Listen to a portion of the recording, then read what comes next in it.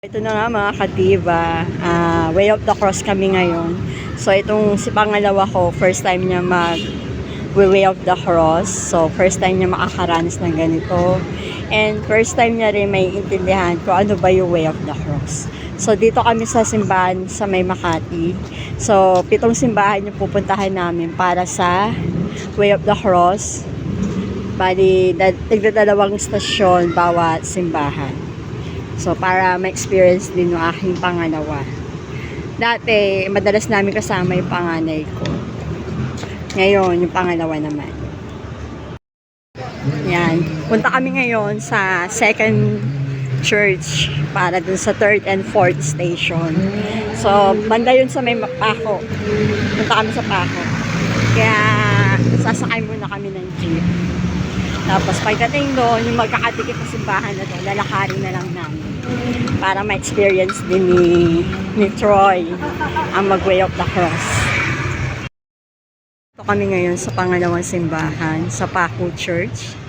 So nagbago yung plano namin. Instead na 2 stasyon bawat simbahan, gagawin namin siyang 1 stasyon bawat simbahan. Para mas marami kami mapuntahan na simbahan. So yun lang. Now, we're heading to the third church para sa fourth station. So, maglalakad na kami. Yan, may experience na ni Troy na maglalakad na kami sa bawat simbahan na pupuntahan namin. So, fourth station na kami sa third simbahan sa St. Peter. Yung kanina pa ako. Yan, see you there. Sa pangatlong simbahan. So, medyo hindi matao dito. Pero, yun. Para to sa aming fourth station.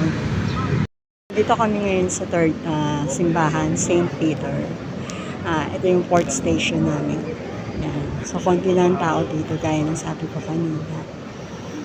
And, yun nga. Next station na kami. Sa pang-apat na simbahan. So, fifth station yun of the cross. So, lakad lang. Hindi pa nagreklamo yung bonilit namin. Nag-e-enjoy pa siya. Sabi niya kasi mag-e-explore daw siya. So, ito na nga. Nandito kami sa fourth station. Ginagawa ko yung simbahan. So, ito na kami sa ulit. Nag-Way of the Cross. Ito yung aming fifth station. So, merong misa. So, lakad na uli kami para sa ika-5 simbahan para sa aming 6th station. Tatawid kami ng Ilog Pasig. So, makit kami dito sa may bridge nagkakang. So, nandito na kami ngayon sa ika-5 simbahan, 6th station of the cross. Nandito kami ngayon sa St. Jude Tadeus. Yan. So, ang tagal na panahon na nung huli ako nakapunta rito. Ngayon na lang ulit. So na, nasa 7th station na kami, pang-6 na simbahan, San Beda. Yan. So, konti na lang matatapos na namin yung Station of the Cross. And yon yung aking yung pangalawa, ayun na, nakaupo na siya. Unti-unti na siyang napapagod. So, nandito na kami sa pang-8 at pang-9 na simbahan. Ay, pang-7 at pang-8 na simbahan. Ito yung tinatawag namin na kambal na simbahan. So, ito yung tinatawag na kambal na simbahan kasi talagang magkatabi sila. Yan, literal na magkatabi sila. Yung Our Lady of Loreto and St. Anthony. Ito kami ngayon sa ika-8 simbahan, 9th station. Ito yung Our Lady of Loreto. Yan.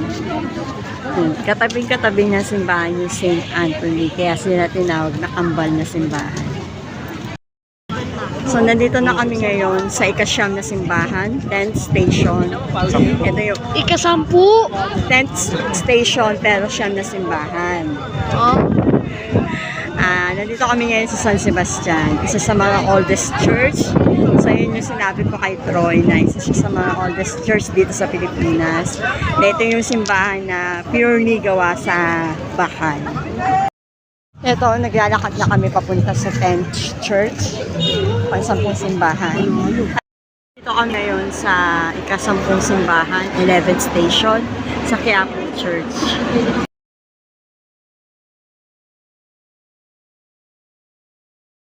So, papunta na kami sa 13 tsaka 14 na station.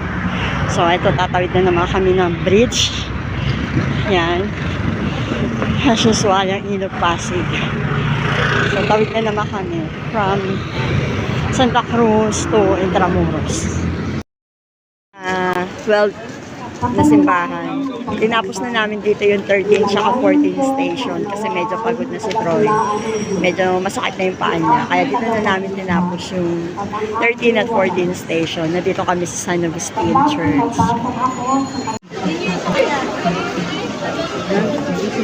So, natapos na kami sa Station of the Cross. Yan, pabalik na kami dun sa labas ng Intramuros. I mean, dun sa malapit sa Port Santiago. Maraming tao dito sa Intramuros. Kaya, medyo mabagal yung lakad namin.